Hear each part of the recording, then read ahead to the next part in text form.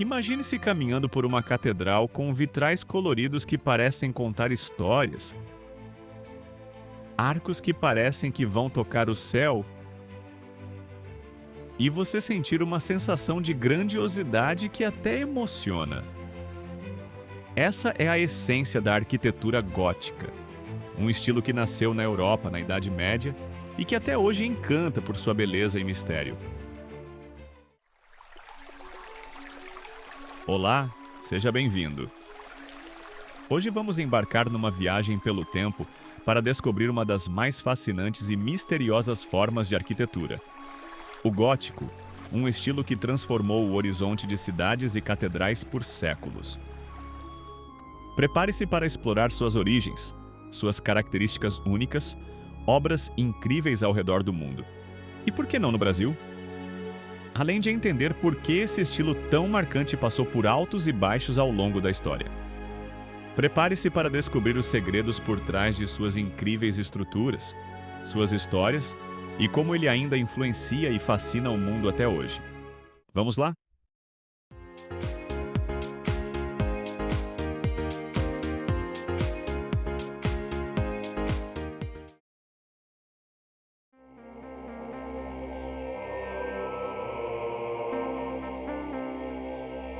Talvez quando se fale em gótico, pode surgir na mente de alguns a imagem de um castelo mal assombrado ou de alguém que gosta de usar um visual, digamos, mais sombrio e misterioso.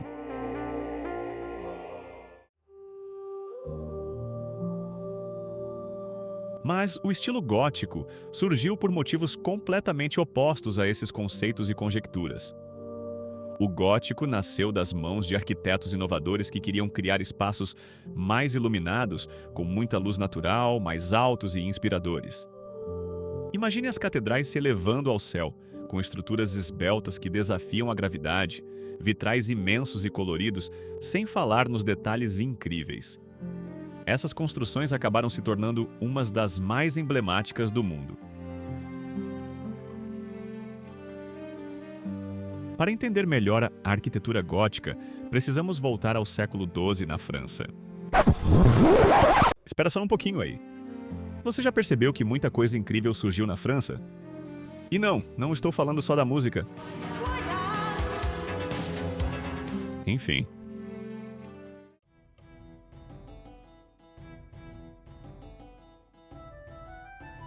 O estilo gótico surgiu como uma evolução do estilo românico, que gostava de uma parede grossa. Segura aí que já eu explico melhor. Isso ocorreu durante uma época em que o desenvolvimento cultural e científico eclodiu na chamada Alta Idade Média, e que proporcionou aos construtores experimentarem novos sistemas estruturais, materiais e partidos arquitetônicos. Essa nova forma de desenvolver as construções teve ênfase nas igrejas, trazendo uma sensação de leveza e altura que encantou a Europa. Foi uma época de grandes mudanças, de fé e de inovação na construção, pois os reinos atravessavam um período pacífico e próspero, permitindo que as obras fossem projetadas e construídas com planejamento, e suas conclusões chegavam a durar até séculos. Cada vez mais, os fiéis durante a Alta Idade Média viajavam para locais conhecidos de peregrinação, além de lugares onde os santos teriam realizado milagres. Por causa disso, igrejas que guardavam relíquias importantes procuraram aumentar sua popularidade, empregando um estilo arquitetônico que valorizasse os objetos e espaços através da iluminação promovida por vitrais. Na época em que era empregada, essa nova forma de arquitetura era chamada em latim de Opus Francigenum, significando obra francesa, ou mesmo Opus Modernum, ou obra moderna. No entanto, a palavra gótico foi empregada pela primeira vez por estudiosos italianos no fim do Renascimento, entre o final do século XV e o início do século XVII. O termo foi usado de forma depreciativa como sinônimo de bárbaro. Condenavam esse tipo de arte como algo grotesco e nada refinado, atribuindo suas características às tribos godas que destruíram, no século V d.C., o Império Romano e sua cultura de origem clássica. Mas com o tempo, esse estilo passou a ser reconhecido como uma das maiores expressões artísticas da história.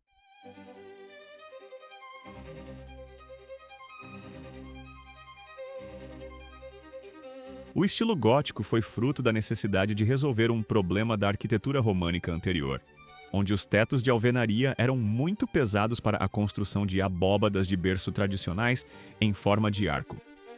O problema foi solucionado então com o uso de estruturas de pedra em forma de finas nervuras, que espalhavam o peso de dentro para fora através de arcobotantes. Mais sobre isso daqui a pouquinho, permitindo construções mais leves, altas e espaços volumosos. A Abadia de Saint-Denis, perto de Paris, foi reconstruída em 1144, reunindo pela primeira vez as características arquitetônicas góticas, que estavam ainda em desenvolvimento. Essas características inovadoras permitiram aumentar a altura e o volume da abadia e inundá-la com a luz natural. A partir daí surgiu um novo estilo arquitetônico que enfatizava a verticalidade e o efeito proporcionado pela luz sendo transmitida através de vitrais. A Abadia de Saint-Denis serviu como protótipo para a implantação de uma série de grandes catedrais góticas em todo o norte da França. Essa nova vanguarda francesa foi rapidamente adotada na Inglaterra, onde foi empregada em duas edificações mais que especiais, a Catedral de Canterbury e a Abadia de Westminster, onde ocorreram coroações reais. Mas logo o estilo passou a ter características singulares na Inglaterra, assim como em outros países. Os ingleses estavam mais fascinados com o comprimento e as decorações em pedra do que com a verticalidade e a elegância dos exemplares franceses.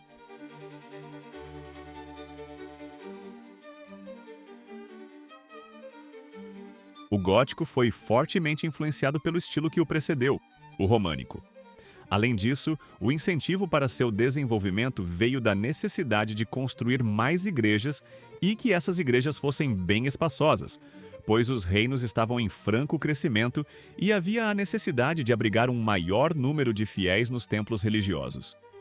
A verticalidade e a necessidade de ambientes bem iluminados surgiram das novas doutrinas teológicas que passaram a vigorar naquele tempo.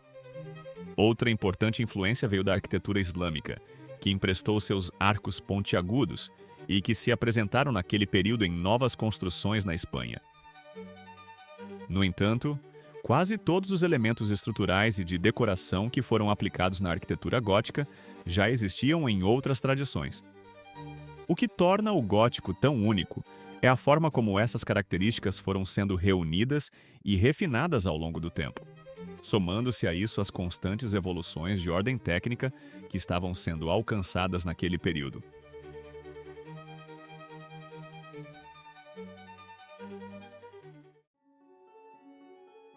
Agora, vamos falar dessas características que fazem da arquitetura gótica algo tão especial? Primeiro, vamos começar com a planta baixa. A planta da Catedral Gótica era baseada no modelo antigo da Basílica Romana, e que também foi a base da planta da Catedral Românica. Desse modo, a catedral tem o formato de uma cruz latina. A entrada é, tradicionalmente, na fachada oeste, centralizada e ladeada por duas torres. A nave central, o local onde os fiéis permanecem durante as cerimônias, é, por sua vez, ladeada por naves laterais, que tinham a função de circulação e eram visualmente separadas pelas fileiras de pilares que suportam o teto. Em geral, há um transepto, um cruzamento, um pouco além do meio que podia ou não se projetar externamente a uma certa distância. Após o transepto, havia o coro, onde as missas eram celebradas pelos clérigos, e a ábside em forma de semicírculo, geralmente abrigando uma capela dedicada à Virgem Maria. Envolvendo o coro e a ábside havia o deambulatório, circulação que geralmente abrigava algumas capelas menores, por vezes chamadas de capelas radiantes. Essa circulação foi criada com a intenção de permitir que os visitantes pudessem chegar às relíquias e capelas sem perturbar as celebrações que ocorriam no altar.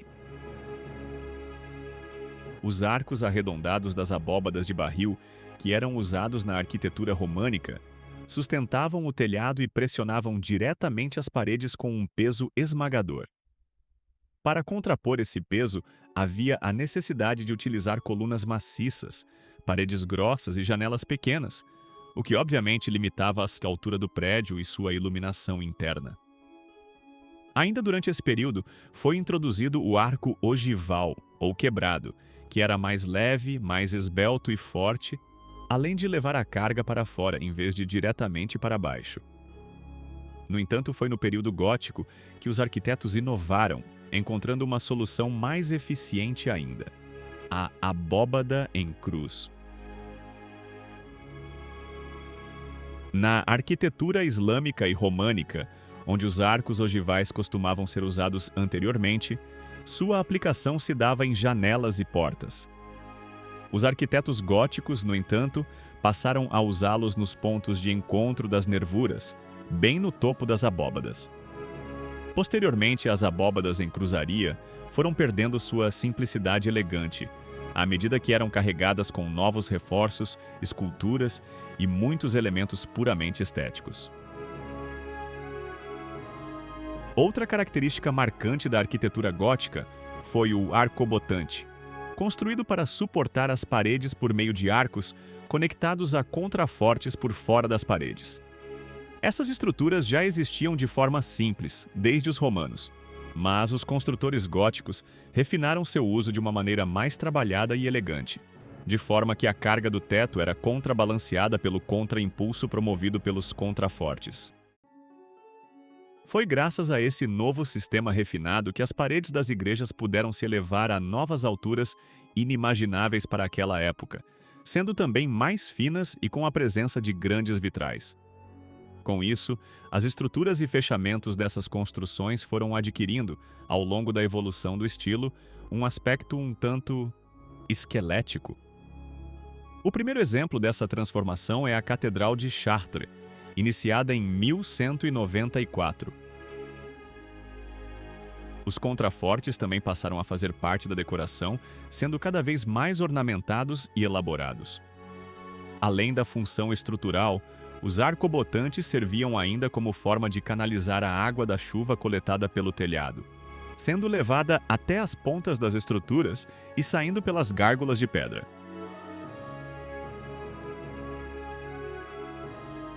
Com as conquistas estruturais alcançadas pelos construtores, a ênfase na verticalidade, uma aspiração teológica de então, que buscava uma maior conexão com o céu nesses espaços religiosos, pôde ser alcançada de formas que antes eram impraticáveis. À medida que novos projetos eram elaborados, as paredes iam cedendo lugar no fechamento externo para grandes planos de vitrais, até que as construções parecessem grandes gaiolas envidraçadas.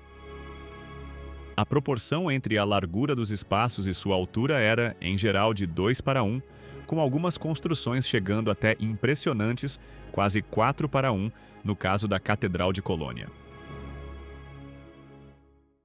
Quando a Catedral de Chartres foi iniciada, em 1194, começou uma disputa informal de qual cidade francesa possuiria a catedral mais alta e refinada. Logo após Chartres, iniciou-se a Catedral de Bourges, sucedida pela de Reims, e depois em Amiens, cada igreja mais alta e sofisticada que a outra. Mas tudo tem um limite, e a disputa terminou quando houve um desabamento durante a construção da Catedral de Beauvais, iniciada em 1225, e que tinha atingido alturas e amplos vitrais que desafiavam a gravidade, que acabou cobrando seu preço. Falando em vitrais, considerada uma das características mais universais do estilo gótico, os vitrais e as rosáceas foram crescendo em tamanho e complexidade ao longo dos séculos. Além da função de fazer penetrar luz abundante nos espaços dessas construções, esses elementos transformavam essa luz através das cores, promovendo um ambiente iluminado de forma mística e transcendental, sendo esse, na verdade, o principal motivo de sua aplicação. Os vitrais tinham ainda outra importante função: Representar as passagens bíblicas visualmente na forma de gravuras para os fiéis, principalmente devido ao fato de que a maioria dos paroquianos não sabia ler.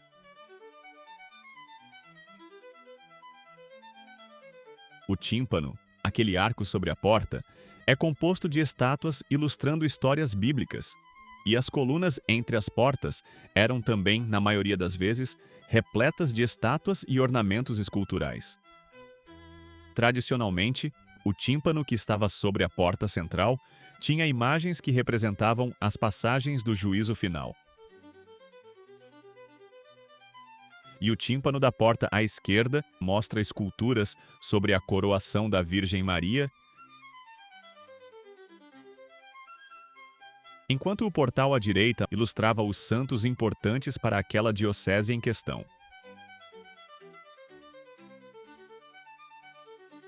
Geralmente sendo a última parte da construção, as torres às vezes demoravam tanto para serem construídas que, em alguns casos, o dinheiro acabava, fazendo com que a igreja ficasse somente com uma das torres completas, ou de diferentes alturas e estilos, devido às mudanças feitas no projeto ao longo dos anos.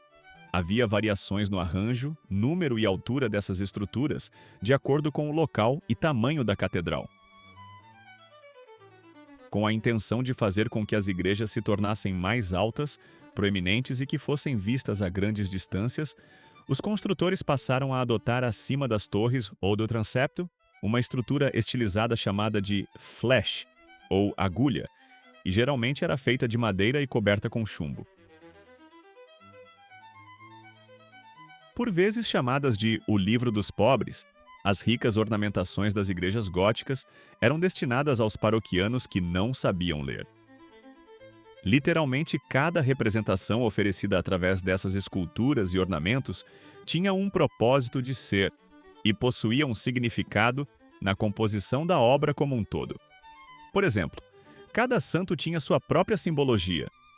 Os anjos esculpidos também tinham funções específicas, por vezes como arautos, soprando um trompete, ou segurando colunas como anjos da guarda, ou mesmo segurando coroas de espinhos e cruzes, símbolos da crucificação de Jesus. O uso de decorações florais e vegetais era também bastante comum, simbolizando o Jardim do Éden. A Eucaristia, por sua vez, era representada por uvas. Havia um desejo dos artistas e patronos por adotar um estilo que envolvesse emocionalmente o visitante de forma mais direta em relação ao que era praticado anteriormente. O que era feito até então eram figuras e pinturas que pareciam mais rígidas e formas que não procuravam tanto o realismo. O gótico, ao contrário, usava poses e gestos naturais em suas figuras, transmitindo uma explosão de sentimentos, com ternura e forte emoção. Essas esculturas geralmente promovem uma percepção de balanço e curvatura, com poses que eram realçadas pelas suas roupas com dobras penduradas. Foi entendido nessa época que os fiéis eram muito mais inclinados a se conectarem com as histórias contadas através das artes se as imagens transmitissem fortes emoções humanas de forma realista. Esse feito acabou promovendo uma maior devoção religiosa. As fachadas externas das catedrais também eram decoradas por uma infinidade de criaturas fabulosas, monstros e figuras grotescas. Podiam ser a quimera, uma criatura mítica que era um híbrido de animais, geralmente um leão com cabeça de cabra. A estrige, algo como um morcego que se acreditava comer carne humana e era considerado um símbolo do perigo que rondava os que não seguiam os ensinamentos da igreja. As gárgulas tinham um objetivo prático: afastar a água da chuva, que era coletada pelo telhado e canalizada pelos arcobotantes, para longe da fachada, evitando assim que a argamassa entre as pedras fosse dissolvida com o tempo. Acreditava-se, no entanto, que a função dessas criaturas era de afastar os maus espíritos, e que essas figuras grotescas criavam vida durante a noite e protegiam as igrejas. Muitas esculturas, particularmente as mais grotescas, foram tiradas das fachadas entre os séculos XVII e XVIII, e outras foram destruídas durante a Revolução Francesa.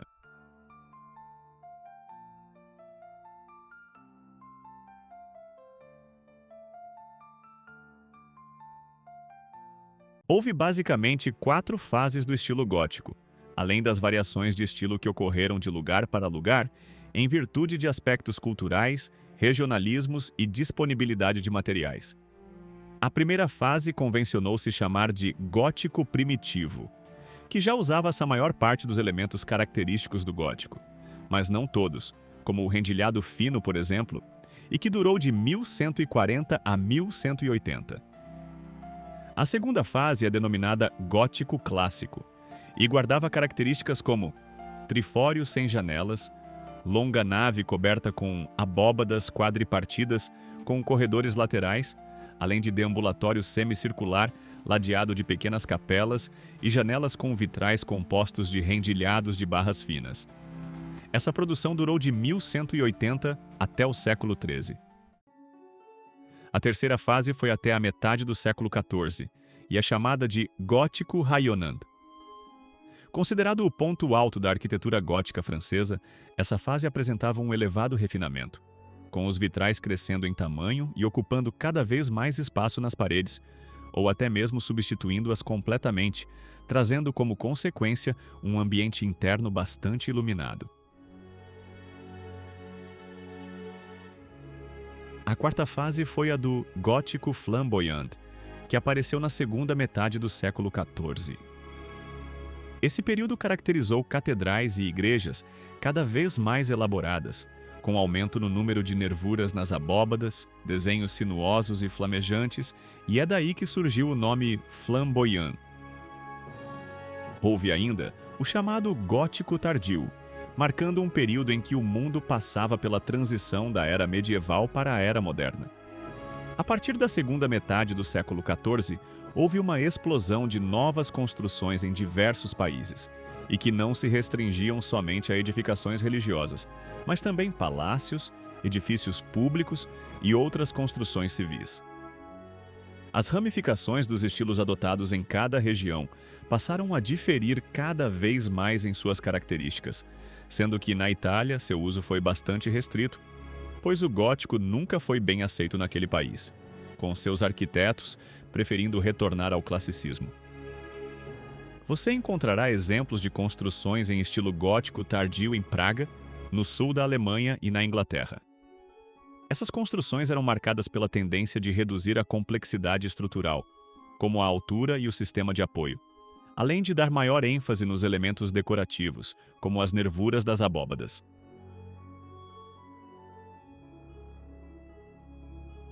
Agora, imagine só você, que em cada fase dessa há inúmeros detalhes que poderíamos discutir aqui, mas levaríamos horas e horas.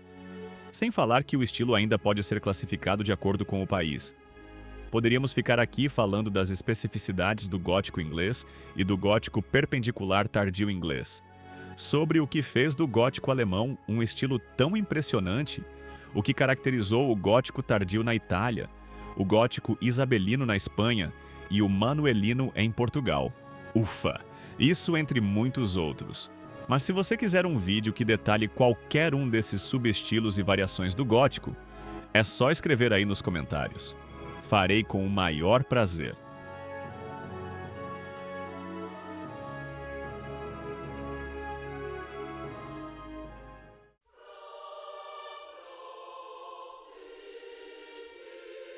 Eis aqui uma pequena lista de obras-primas góticas europeias que você precisa conhecer.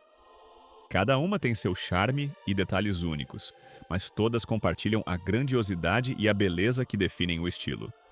Essas joias arquitetônicas não só eram locais de culto, mas também símbolos de poder, inspiração e fé. Catedral de Notre-Dame, em Paris, o símbolo máximo do gótico. Com suas torres imponentes, vitrais deslumbrantes e detalhes incríveis, ela é uma verdadeira obra-prima que encanta milhões de visitantes todos os anos. É só dar uma olhada em suas fachadas para entender por que ela é tão especial.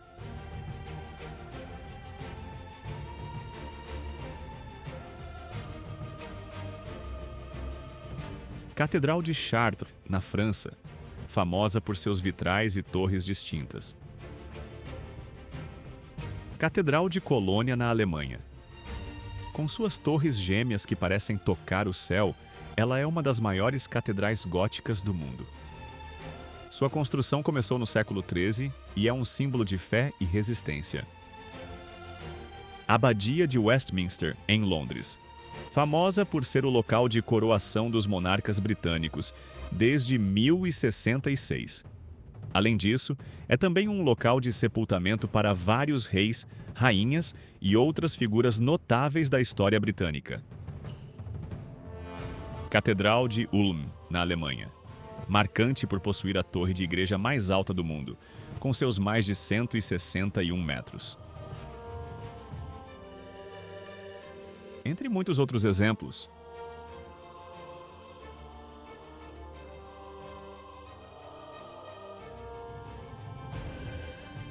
Agora vamos atravessar o oceano para a América. Lá no começo da colonização do continente americano, houve uma implantação de igrejas, conventos e palácios. Essas construções adotaram o estilo gótico, já em um período tardio. Por isso, elas apresentam também características que remetem a outros estilos que se faziam presentes naquela época, como o barroco. Basílica de Santa Maria la Menor, em Santo Domingo. É a catedral mais antiga em todas as Américas. Catedral Metropolitana da Cidade do México.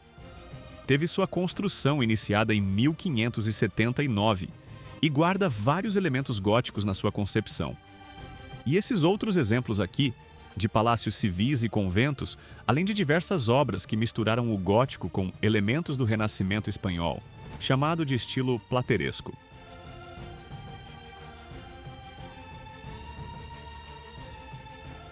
A partir do século XVI, com o Renascimento italiano tomando conta da França e outros países europeus, o gótico iniciou seu declínio. Os estudiosos italianos e até alguns franceses passaram a ridicularizar e zombar do estilo gótico, chamando-o de estilo bárbaro, feio, ultrapassado e que representava um tempo de ignorância e monstruosidades arquitetônicas. Os estilos que passaram a vigorar a partir de então foram a arquitetura renascentista italiana, o barroco e o classicismo do estilo Luís XIV.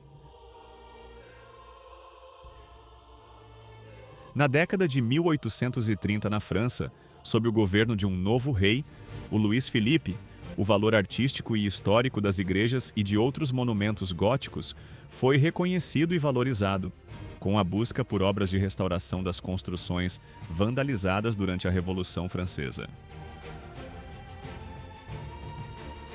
Uma comissão de monumentos históricos foi instaurada em 1837, com o arquiteto Eugène Viollet-le-Duc conduzindo um programa de catalogação, proteção e restauração de monumentos góticos.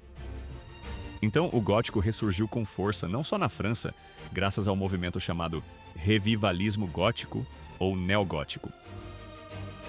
O retorno do interesse pelo estilo gótico foi, entre outros motivos, influenciado pelo enorme sucesso do romance Notre-Dame de Paris, também conhecido como O Corcunda de Notre-Dame, de Victor Hugo, que foi publicado em 1831. Esse revivalismo gótico trouxe de volta a beleza e a grandiosidade das antigas catedrais em vários países, inclusive os que ainda não tinham exemplares do movimento anterior, como os Estados Unidos, Canadá e países da América Latina. Mas se você quer saber como o neogótico foi empregado no Brasil, segura aí que já já você vai descobrir.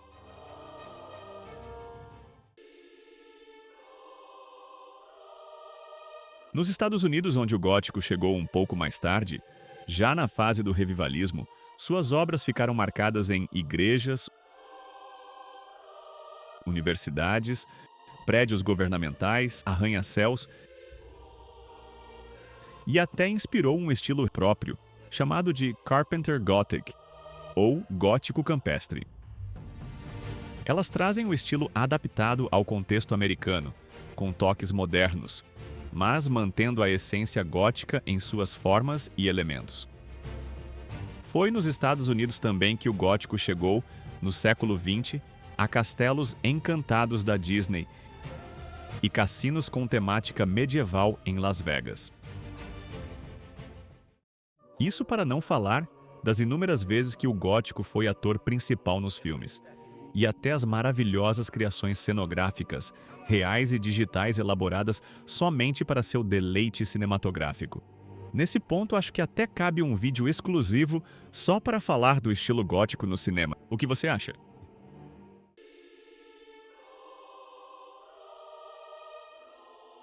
Na América Latina, no século XIX, a arquitetura eclesiástica em estilo gótico foi implantada pelos espanhóis e portugueses e se tornou um símbolo dos valores e tradições cristãs por todo o continente do México à Argentina. E no Brasil tem gótico? Tem sim, senhor. O neogótico se espalhou pelo Brasil lá perto do final do reinado do Dom Pedro II, por volta da década de 1880. Aqui, o neogótico não foi uma reprodução fiel do gótico medieval, mas uma reinterpretação que adaptou elementos como ogivas, arcos pontiagudos, janelas altas e vitrais a um contexto arquitetônico local. Você sabia que a igreja neogótica mais antiga do Brasil fica em Teresina, capital do Piauí? Pois é, a igreja de Nossa Senhora do Amparo data de 1852. Outras igrejas que estão entre as mais antigas são a Matriz de Nossa Senhora da Purificação, 1871, em Bom Princípio, Rio Grande do Sul. E a Igreja do Santuário do Caraça, 1876, em Minas Gerais. O número de igrejas neogóticas construídas no Brasil entre 1860 e 1960 foi significativo, como a Igreja Metodista do Catete, a Igreja de Nossa Senhora do Bom Despacho, Cuiabá, a Catedral de Petrópolis, que abriga os túmulos do imperador e sua família,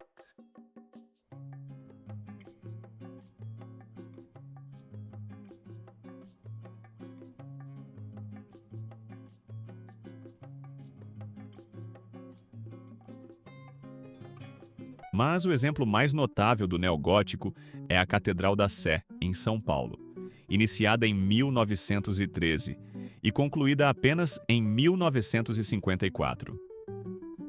Outras obras paulistas são a Catedral de Santos e a Basílica Menor de Nossa Senhora do Rosário de Fátima, na divisa entre Cotia e Embu das Artes, sendo a construção mais recente neste estilo, ela foi iniciada apenas em 2004. Eis aqui outros exemplos notáveis construídos durante a fase do neogótico no Brasil. Catedral Metropolitana de Fortaleza, Catedral de Caxias do Sul, Igreja de São Sebastião Mártir, em Venâncio Aires, Igreja de Santa Teresinha, em Porto Alegre, Catedral Sagrado Coração de Jesus e Cristo Rei, em Petrolina, Pernambuco. Agora, eu aposto que essa aqui você não sabia. O gótico também foi levado para a Ásia, notoriamente para as igrejas dos assentamentos europeus naquela parte do mundo. Em sua maioria eram de influência dos espanhóis e ingleses, que tinham bases e colônias em vários países asiáticos e na Oceania. O estilo gótico inglês, por exemplo, foi uma grande influência na Austrália, tanto para igrejas quanto para edificações civis.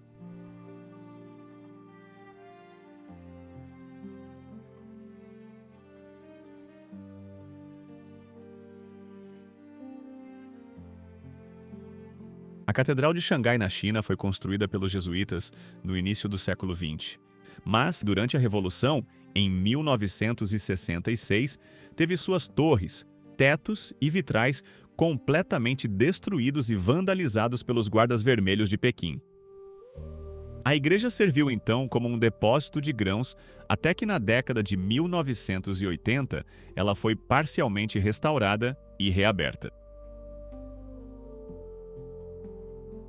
Chegamos enfim ao final da nossa jornada gótica, um estilo que hoje é visto como um símbolo de história, arte, fé, criatividade e espiritualidade. Espero que você, assim como eu, tenha gostado de se maravilhar com essas verdadeiras obras de arte. E na sua cidade, tem alguma obra no estilo gótico? Escreve aí nos comentários, eu adoraria saber. Se você chegou até aqui, merece o meu muitíssimo obrigado. Espero que sua semana seja magnífica. Mas, se você quer entender por que um estilo que surgiu nos loucos anos 20 se espalhou pelo mundo e influenciou de prédios, carros, joias e até navios e trens, é só clicar aí nesse vídeo que está aparecendo na tela para você. Essa história é imperdível.